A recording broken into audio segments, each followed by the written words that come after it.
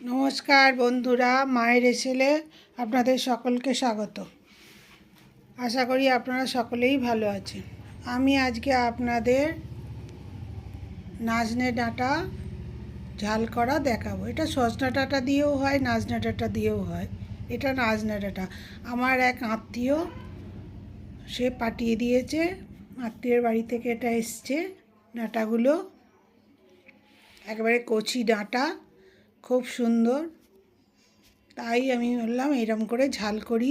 আমার মা এটা এরকম করতো, আমরা খেয়েছি ছোটোবেলা থেকে, তা সেইরকমভাবেই করবার চেষ্টা করলাম।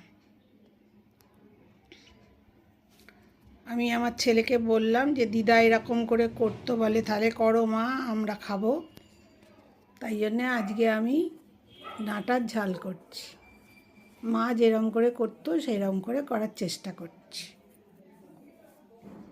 আমি কড়াই একটু তেল দিলাম, সর্ষের তেল, তার মধ্যে একটু কালো জিরে ফোড়ন দিলাম। ডাঁটাগুলোকে আমি ছাড়িয়ে ছোল ছাড়িয়ে কেটে নিয়েছি।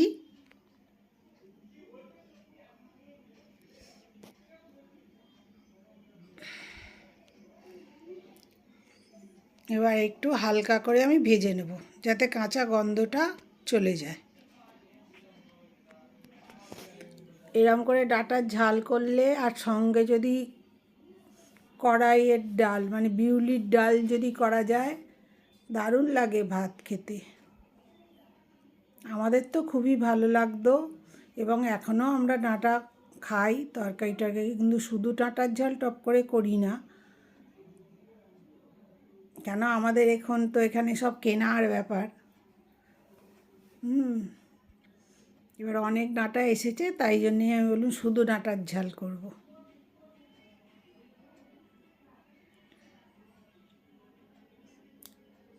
দেখুন হালকা করে ভেজে নিয়েছি।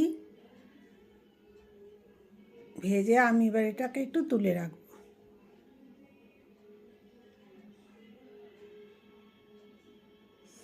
এখন ডাঁটার সিজন, বাজারে এখন প্রচুর ডাঁটা, কিন্তু দাম কমেনি, দাম অনেকই দাম। একটা টমেটো আমি রাফলি কেটে নিলাম, নিয়ে তেলটার মধ্যে ছেড়ে দিলাম কড়াইয়ের মধ্যে দিয়ে। এবার যতটা আমার লবণ লাগবে আমি ততটা লবণ দিলাম ওতে, যাতে টমেটোগুলো নরম হয়ে যায়।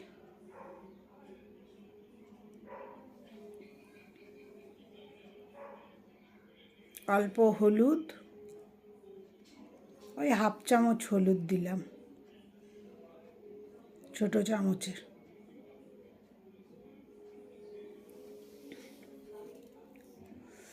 এবার সর্ষে আর কাঁচা লঙ্কা আমি বেটেছি, সেটা 2 চামচ দিয়ে দিচ্ছি, ছোটো চামচের 2 চামচ।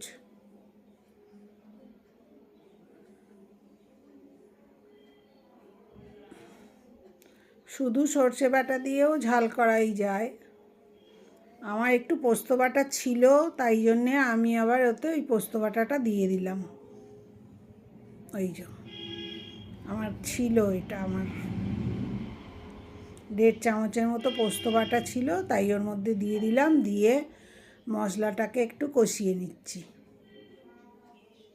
এটা বেশি কষাতে লাগবে না, ওই অল্প একটু টমেটোটা গলার মতো, আর 2টো কাঁচা লঙ্কা দিয়ে দিলাম।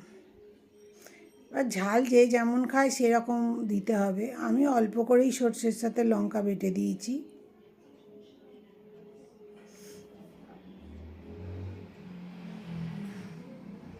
মশলাটা আমার কষানো হয়ে গেছে। এবার ডাঁটাটা সেদ্ধ হওয়ার মতো আমি জল দেব ওতে।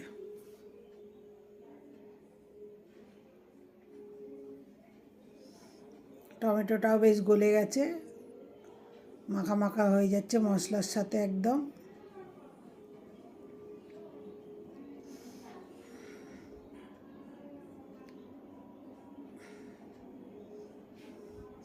পরিমাণ মতো জল দিয়ে দিচ্ছি, দিয়ে আর এই ডাঁটার ঝালটা হবে একদম ডাঁটার সাথে গায়ে মাখা মাখা মশলাগুলো হবে, এতে তো কোনো ঝোল থাকবে না।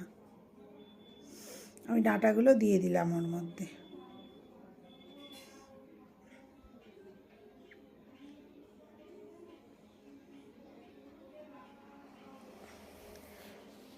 আর অল্প একটু চিনি দেবো, হাফ চামচেরও কম একটুখানি চিনি দিচ্ছি, সব কিছু ব্যালেন্স হওয়ার জন্য চিনিটা দিলাম, স্বাদটা ভালো হবে তাতে। দিয়ে আমি এবার এটাকে একটু ঢাকা দিয়ে ফুটতে দেব। যেসব বন্ধু আমার চ্যানেলটা এখনও সাবস্ক্রাইব করেনি প্লিজ আমার চ্যানেলটা সাবস্ক্রাইব করে দেবেন, আর পাশের বেল আইকনটা টিপে দেবেন যাতে আমি নতুন কোনো ভিডিও দিলে আপনাদের কাছে নোটিফিকেশান চলে যায়। আর আমার ভিডিও যদি আপনাদের ভালো লাগে তাহলে একটু লাইক শেয়ার কমেন্ট করবেন, আর সকল বন্ধু আমার সাথে থাকবেন, এটা আমার অনুরোধ রইল আপনাদের কাছে। আর আমার রান্না যদি আপনাদের ভালো লাগে তাহলে করে বাড়িতে করে একটু খাবেন, খেয়ে আমাকে কমেন্টে জানাবেন আপনাদের কেমন লাগলো আমার পদ্ধতিতে রান্না করে।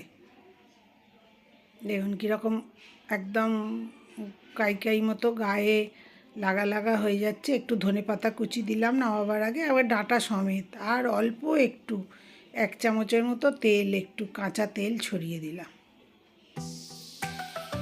ব্যাস এইরকম হয়ে গেল, আমার ডাঁটার ঝাল রেডি হয়ে গেল। যারা ডাঁটা খেতে ভালোবাসে তাদের তো খুবই ভালো লাগবে খেতে, আমাদের খুবই ভালো লাগে খেতে ডাঁটার ঝাল। ডাঁটা সবেতেই ভালো লাগে, ঝোল ঝাল তরকারি।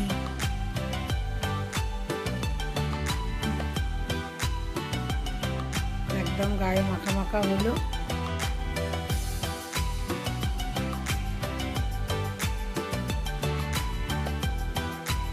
দেখুন কত সুন্দর দেখতে হয়েছে, খেতেও অপূর্ব হয়েছিল।